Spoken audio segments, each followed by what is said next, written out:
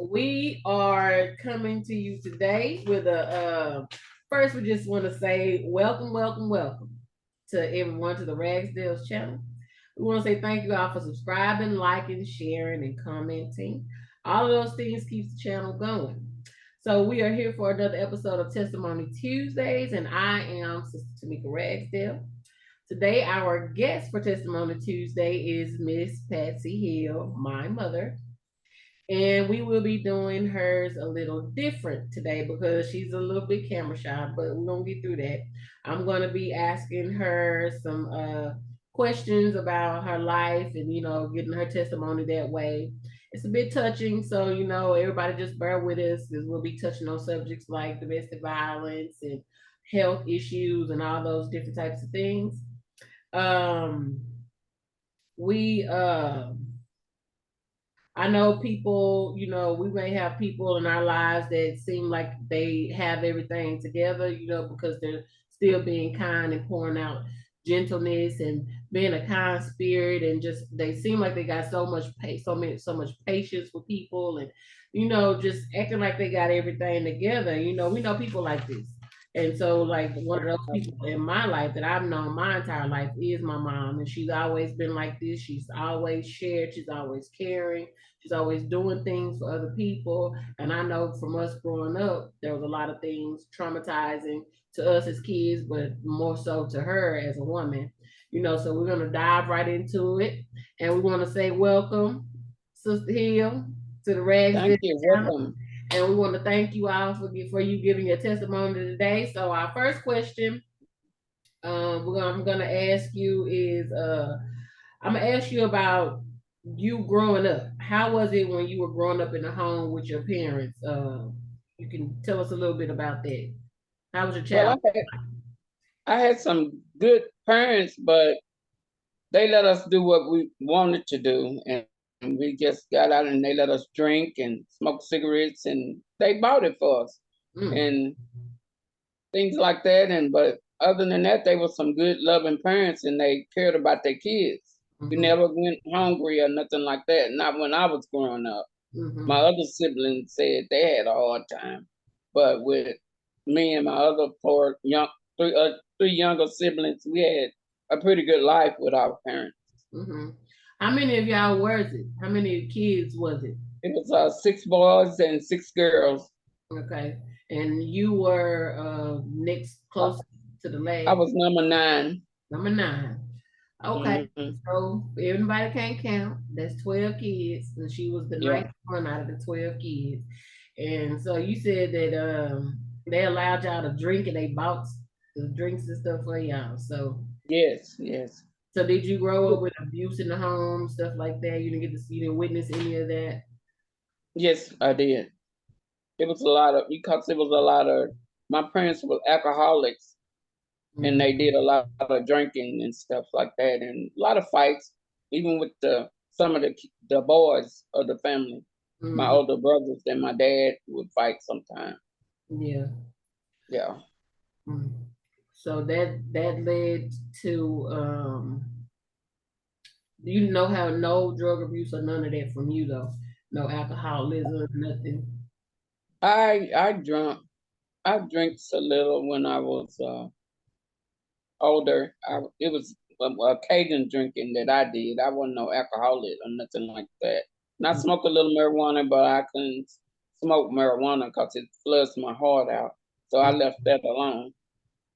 And when I was staying in Amarillo, we moved to Amarillo, and my auntie and them used to give us their locker rooms. They used to put it up to our nose and let us sniff it. What is that? At the time, it's embalming fluid. Oh, what they dip in cigarettes and stuff now, stuff like that they yeah. But they would slip it up in our nose, be in a little bottle. Yeah. Like thing, yeah. That's the only drug abuse that I had, but I didn't get addicted to that because I knew not to keep doing it because it was harmful to me and them. Right. So with that, did any of y'all finish school, like graduate high school? Did you finish school? No, I didn't finish school. I got up to the 10th grade and I didn't go back. Mm-hmm. So in the 10th grade, so then on with the next question I have. So you eventually met somebody, and tell us a little bit, about that part of your life and how you may have overcome any obstacles relating to that relationship and how that affected you from when you were growing up, seeing abuse and stuff. Just talk to us about that, like that part of your life. Well, I met my kid's dad when I was 15 years about old back in 78, Mm-hmm. 1978, and I got pregnant with my oldest daughter, which is Tamika, and in 78, and I had her in 79, and after that, the Bruces started coming, and he started accusing me of all these men and that I never touched, they had never touched me or said anything out of the way with me. It was his brother, especially his baby brother. That he was just like a brother to me, Mm-hmm. like my little baby brother. And he accused me of some of his kin folks. I never was around them people to be having a relationship with them. Just every now and then we might go around them or something like that. A lot of people out of DeKalb, Texas, he accused me of. Those people never touched me, never said anything out of the way to me. And I got a bruise by that, choked down, choked so hard where I went out. That was about 2 or 3 times that happened to me. My kids didn't know nothing about it. One time it was at home when we stayed on Beck Street in the closet, he choked me down. Then another time it was out in the country, he took me to the country area. That's because I had found out that he was having his kin peoples and stuff like that, other women that I knew that he was messing with. And I would confront him about it, and he'd get mad at me and he'd take it out on me. Right. How many Because kids? he'll say that it wasn't nobody telling me that, but my people know.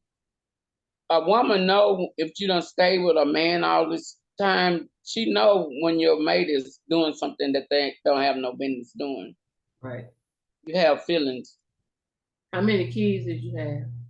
I had doing all that abuse. I had 6 kids with this man, and I had 3 boys and 3 girls, and my kids seen a lot of drugs going, flowing back and forth in the home because he was a drugs seller, and he partied a lot and stuff like that around my kids. And he took the boys, he let the boys do what they want to do. So right now, I have 2 sons that's incarcerated. One is in there for capital murder, really for something that he didn't do, but he got charged with it. And my other son is locked up for drug charges that he didn't do as well. And so their life is based on way they grew up. Right. That's why they are like they is now today. And But my other son, he's out. He been out for it'll be 13 years this year. He had a manslaughter charge because him and some men got into it, and he went to punch at the man's son, and the son moved and he hit the dad, and the dad fell and hit his head on the concrete pavement. So later on, he died from that, and they gave my son manslaughter, and they gave him 13 years for that. It's just a lot of history repeating itself because of the way that they had to grow up yeah. with their dad and mom in the home, So the we abuse studied and in the all that book of stuff. Yeah, we studied in the book of Isaiah about the curses of yeah. people, of God's chosen people, and a lot of those things that you're touching on right now is relatable to the book of Isaiah and how curses are drawn down through family because Hmm. we as black people, our black men in the home they're supposed to be our lead, our guides, our shelter, Yeah, protection. yeah, But a lot of those things go unmissed because maybe in his life, in his home growing up, there was abuse also. So he just raised us the way that he saw from his abusive life. And like you being I in that abuse, you saw abuse in your home life, so you just stayed in it. And so we Yeah. all have been affected by that. So just tell us about some of the things that how it has affected you in your life, you know. Yeah, I'm married now and to a beautiful man, and he's caring real. He loved me so, more than I love myself, I guess. And I just sometimes I think I be kind of hard on him Yeah. about the other women's and stuff. I asked him why he looking at this woman and all that kind of crazy mess. And I know it ain't nothing but the way I was came up with my kid's dad. All that kind of stuff was happening to me.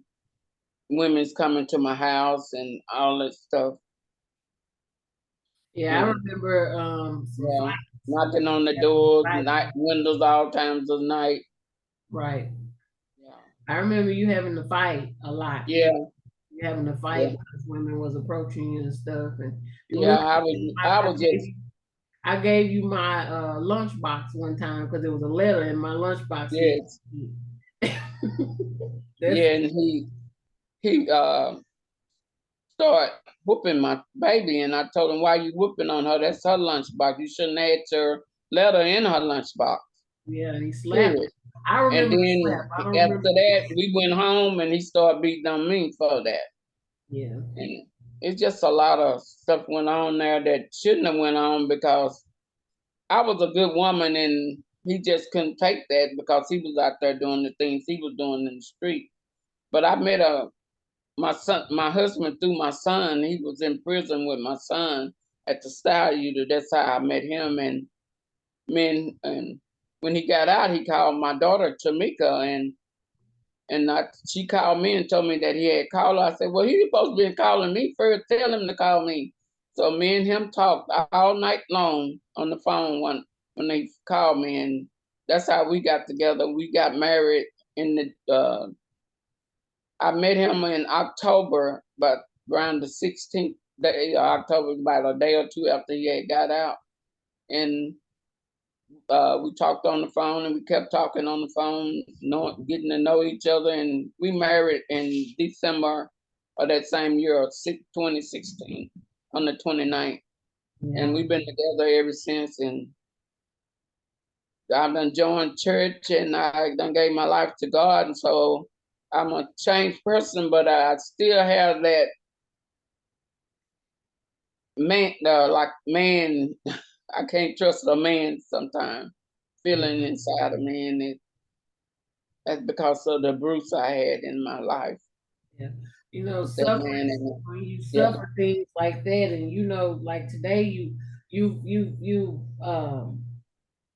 allowed God to enter into your life and yeah, fully yeah, change you and change the ways of a lot of things that you've done. So, in order for us to be fully changed in our life, you know, we really have to give over the mindset as well. We have to yeah, give all of that over to God, not just some things. We can't keep some things. We have to allow all things to be yeah, let go of because he tells us when you renew your mind, you renew yourself in Jesus. Jesus Christ, he comes in and renews everything from head to toe. So yeah, with that, you know, you say you've been a changed person, yeah. and tell us a little things about how you feel like you would have you would have done things differently in your life had you known God sooner. You know, Yeah, I think would. do you think I the probably things wouldn't have had at least 6 kids. I would have. I wouldn't have had them out of wedlock like that, and I would have been a nurse. That's what I wanted to do, to go to college to be a nurse. But I got my nurse's aid license, but I didn't finish school. The job that I was working at, the administrator there got had classes at the nursing home where I worked at, and I got my nurse's aid license without having a GED or a high school diploma. But that's what I would wanted to do, to be a nurse. But I probably wouldn't have had kids like that. I wanted to get married before I had them. The thing that I have learned now about the Bible, I should have had been married before I had kids or anything, having sex or anything. I know better now. Right. So the way that you grew up, do you think that had a toll on your life? Like that, did that affect your life? Like from start to now, how Yeah, is things in your life? You think that has affected you? yeah, I think so. Yeah, the way I grew up. Because I thought what by my mama and daddy, then we could go to clubs, we could do anything. Even if even when we was little, my mom and dad would take us to the club with them. Mm, They wouldn't leave us at home by ourselves. They would take us with them. We probably would stay out there at that club all day long till nightfall mm, when my daddy get through gambling and doing whatever he wanted to do. yeah. Yeah. Uh, But man. to me, we had a good life. To me, we had a good life because we weren't hungry or nothing like that. Because my mom always made a way out of no way for us to have something to eat. She would always tell us, "Sometimes y'all don't know how I get can feed get this food for y'all." She would tell us that. I don't know what she meant about that, but I know my daddy worked and took care of us though. It's just a lot of back when I was growing up and all that. Then met this man. And you thought that Sometimes I hate I took my kids through all that stuff because I know that's why they where they at today because of the things they went through. And they when they got older, my kids started just doing what they want to do. They wouldn't listen to me at the age of 16, 15, 16. My boys wouldn't listen. I remember that first day night they got in trouble with some white boys. I was telling them, I said, y'all better come back here or y'all gonna get in some kind of trouble. And they told me to go back in the house. They not gonna bring right on. They got locked up because them and some white boys got into it and they got the best of the white boys and they wanted to lock the little black boys up about it. yeah. And you think that's because of the lack of respect that daddy Yeah. had for you. And so they saw that and they Uh-huh. didn't have no respect either. So that's an ongoing Yeah. as well when it comes down to domestic abuse in a home and kids are seeing that, whether female or male. You know, females tend to carry it. Males tend to be the ones that are doing it. So Yeah. So mhm. before all that and before I married my husband and all that stuff happened, and after all the abuse I had psychosis. I was real sick. I couldn't take care of my kids. My mom and them had to help me take care of them. And then back in 2012, I found out I Psychosis. had Let's touch on psychosis because a lot of people don't know what psychosis is. So psychosis started when you were what age? I was uh I was 32. 32. So 32. tell them about psychosis. Talk to them about It, psychosis it, a little bit. psychosis is a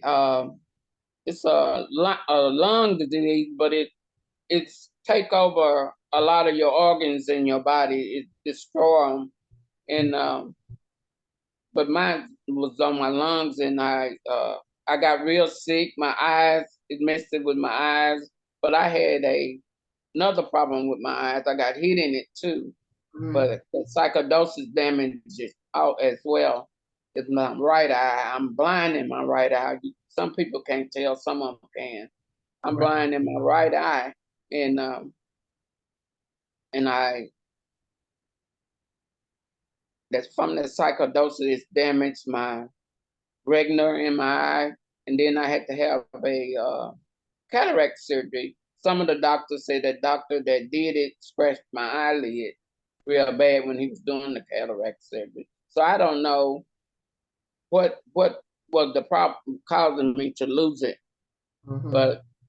but I still can see. I see good with my left eye, and they trying to protect it, keep it from going out. But uh, I had last week I had to have some special glasses made for my eyes and from psychosis problem, I got all right with that, and now I'm dealing with a pituitary tumor. I got diagnosed with it in 2012 and Tell them what 2015. people don't know, or if they don't understand what some people don't when you say pituitary tumor. So that's a Yeah. tumor on the pituitary gland, which is in the brain.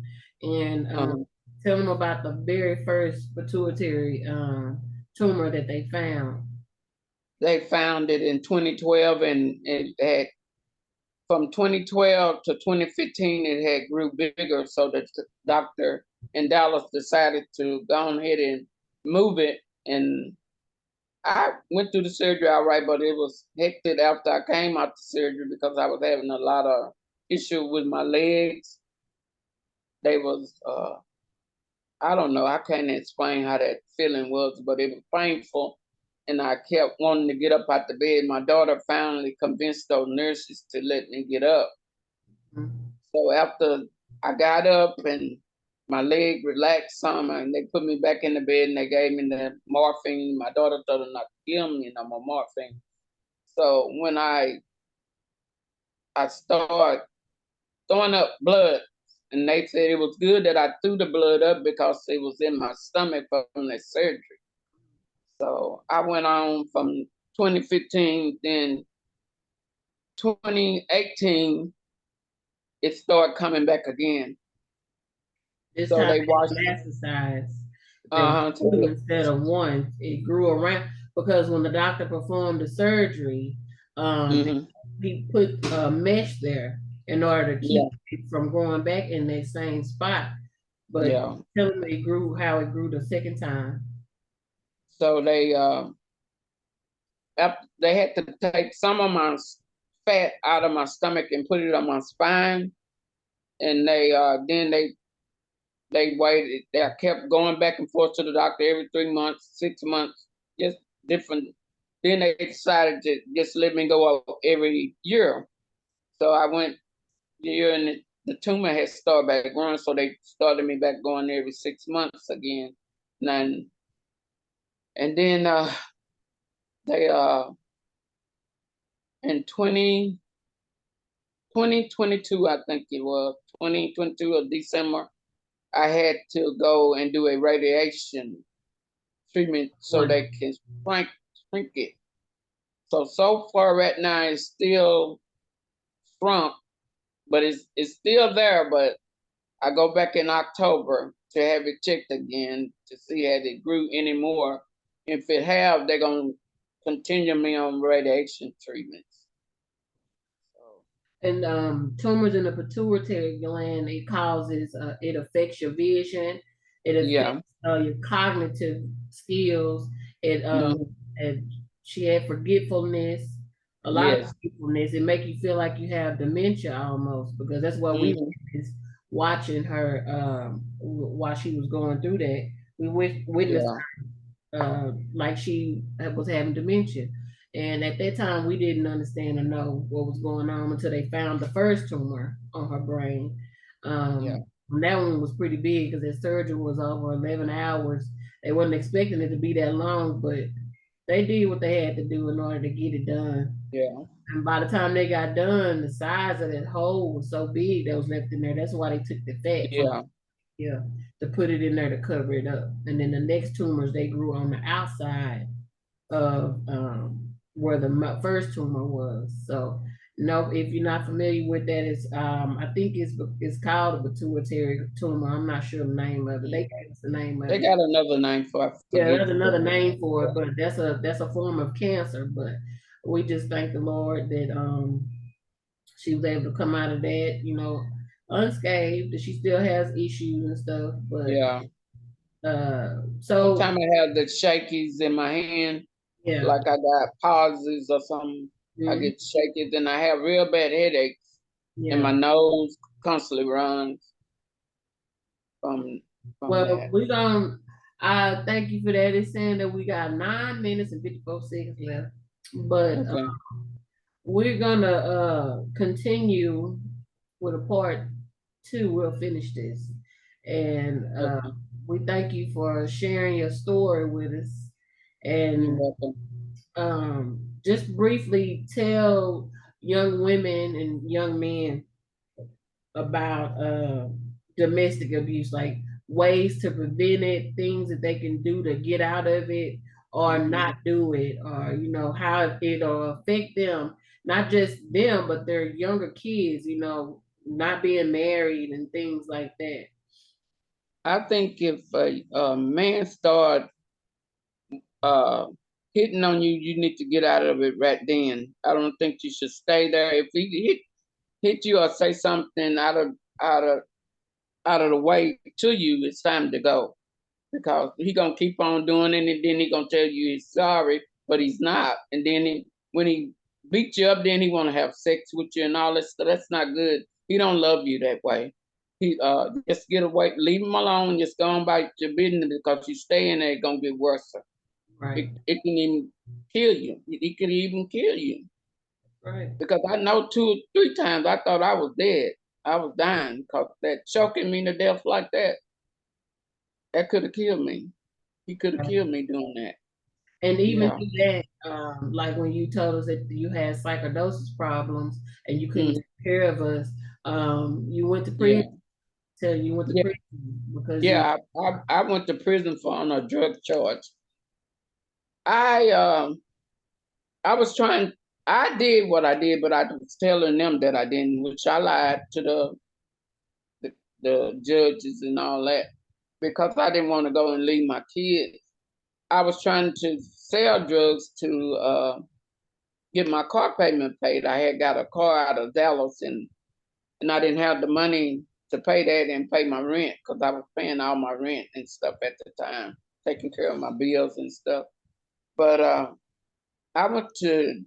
stayed in the jail, county jail, for about 51 days. Then I stayed in prison about 3 months, because I went on a 90-day shock, but I had did most of my time. I didn't do all the 90 days because my sister, her name is Cheryl, and she had wrote the judges and the government and all who all was involved a letter and told them about my condition. And that's how I came home fast. And I hadn't been in trouble since then. I hadn't been in any troubles. Yeah, I mean, bad things happen to good people all the time. So you created a new life, you're married, and you still just have to go and pray over yourself. Stay in there. Yeah, I do. Yeah, and those things you overcome those things as well. We all have issues in our lives that we're human. So God already knows our heart. He knows how we are, but he still wants us to give all those burdens to him. He tells us his yoke is easy and his burden is light. So that's meaning we don't have to carry anything. So everything that once was done, we have to wash it all away. We have to give it all to him. Fully. Yeah. That's what I'm having problems to understanding the Bible. I read it every day. I'm studying every day, and I'm praying to God to help me through it and help me to understand his word more than what I know, because it's hard on me, because I think I have a disability with memorizing things. Yeah, and the thing with that, because we also have to overcome what we've also been taught. We don't always have to memorize every scripture in the Bible. That's not knowing God. Memorizing scriptures, that's not knowing God. You have to ask God for revelation or knowledge of what you're studying at that time. And that it may leave you and come back. We're not into he tells us to lean out into our own understanding. So that means you got to put yourself out the way and just put yourself out the way, and then just continue to unmute. Continue, don't touch anything. Oh. Don't touch anything.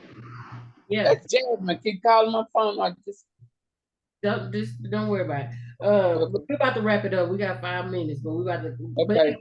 We have to just ask God for revelation or knowledge, and then once he gives us that knowledge and understanding, he's going to send people in our lives. Sometimes he sends people in our life in order for us to get that understanding that we're asking for. Yeah. So we're not. He don't tell us to look for things. He gives it to us. So Just with Isaiah is a good teacher. yeah. He's a good teacher. He knows the Bible more than I do, but he try to teach me little things. Some things he don't know about the Bible, Who was that? he know he try to teach me. Isaiah, your husband. Yeah. Yeah. Mm.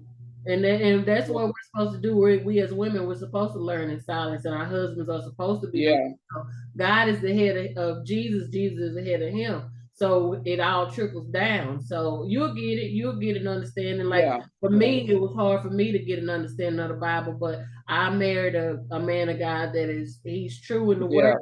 And I listen to him, and not only do I listen to him, I study myself. So when I don't understand something, I sit back and I wait, and God will give that to me again through him. Yeah. So and through other people, he'll give you that too. So a lot of the things that we go through in our life, we just have to sit back and just not be so demanding, because we got a lot of that in us where we want to be. I know. No, we have to learn how to be submissive, and when we're being submissive, we got to all the way submit. Like just clear everything out that you've ever known and just chill. We women, we're supposed to be on chill mode. Our men are the doers. We're not the doers. We just sit just chill and let God deal through them. And you'll get it. You'll get it. Keep listening and following. Keep doing what you're doing. You're a good mom. You're a great person. And I thank God that you've overcome a lot of the things that you've gone through. I thank God that your health and strength is better. I thank God for you being able to teach and guide us. A lot of things we grew up in, wasn't good, but I thank God for the accomplishments and overcoming. So with that, we're going to end our Testimony Tuesdays, and we thank you all for listening, and we thank you for listening. Thank you. Thank you.